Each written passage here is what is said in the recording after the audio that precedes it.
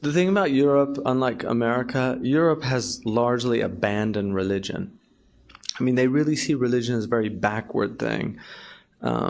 It's something that it's almost an embarrassment to many modern Europeans. I mean, there's still Christians and believers in Europe, but generally they're very. I mean, the burqa issue is a classic issue in France, of, you know, pourquoi no burqa? Right?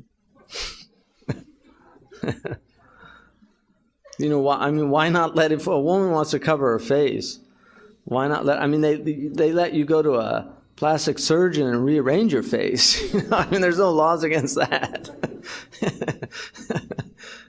It's amazing. And there's some faces out there that I think it'd be a social service to cover them.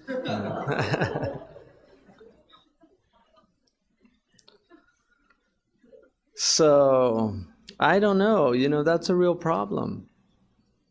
It's a problem.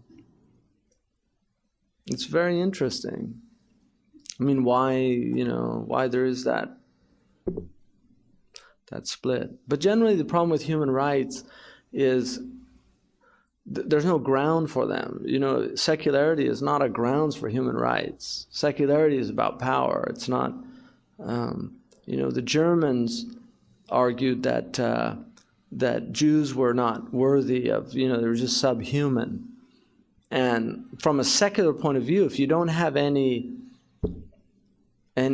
grounds for, then that argument is as valid as any other argument in terms of power. And that's why Göring at the Nuremberg trials, Göring said, you know, he refused to even partake in it. He just said, this is about power. He said, we were in power, now you're in power. So you're dictating to us just like we dictated before. And that, without religion, things are about power. So even human rights, you know, we frame things in human rights, but what human rights did the Iraqis have when they were bombed? You know, I mean, that's just power. So you can say wonderful things about human rights, which, you know, Europe and America do. They say wonderful things, and a lot of people generally believe these things. But in the end, the people in power behave according to power. They don't behave according to human rights. It's about power. And so the only time that these things are really truly meaningful is when you bring in the sacred, and rights become grounded in divine rights, not human rights, divine rights. That these are divine rights, that Allah subhanahu wa ta'ala created people and gave them dignity, irrespective of their religion.